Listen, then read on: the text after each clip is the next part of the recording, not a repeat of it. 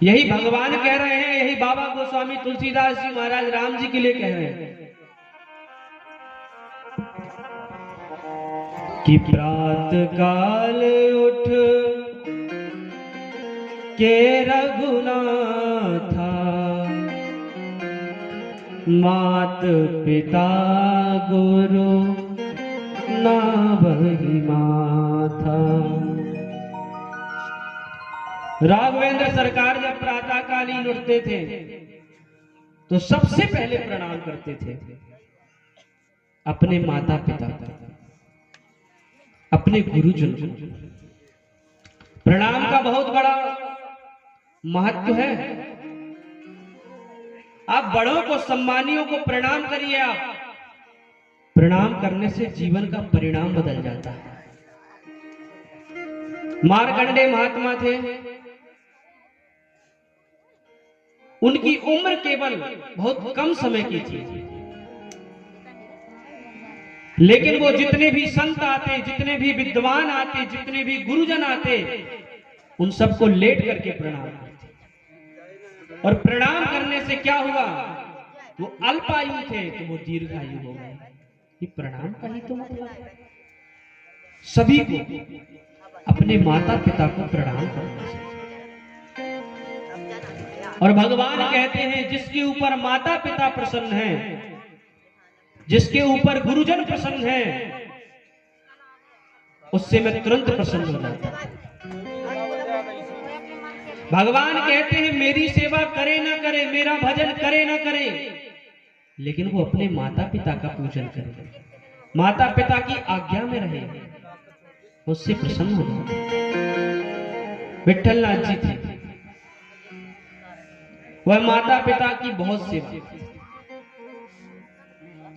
माता पिता गोद में बैठे थे, भगवान दहरी के बाहर आ गए, बोले भक्त मैं तुम्हें दर्शन देने आया हूं।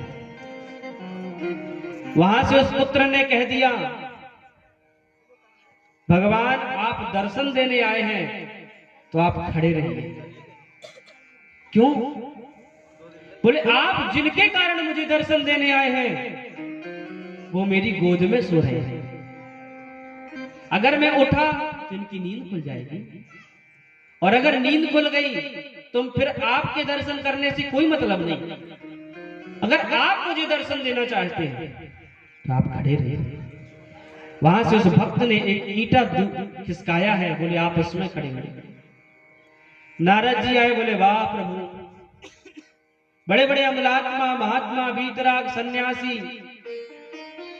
वर्षों से भजन करते हैं, आप उनका इंतजार नहीं करते दर्शन देने के लिए? आप इस भक्त को दर्शन देने के लिए, और ये भक्त कह रहा है आप खड़े रहिए और आप खड़े हैं। भगवान ने कहा नारद, ये कहेगा खड़े रहे तो हम खड़े रहेंगे, ये कहेगा कि बैठ जाए तो हम बैठ जाएंगे। क्यों? क्योंकि ये माता पिता का भक्त है, और जो माता पिता का भक्त है उससे मैं बहुत प्रसन्न रहता हूं। ये भगवान ने कहा। इसलिए माता पिता की खूब सेवा करें।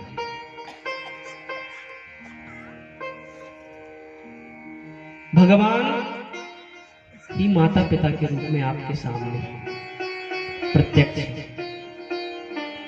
प्रत्यक्ष माँ बाप को छोड़कर लोग दुनियादारी करते हैं।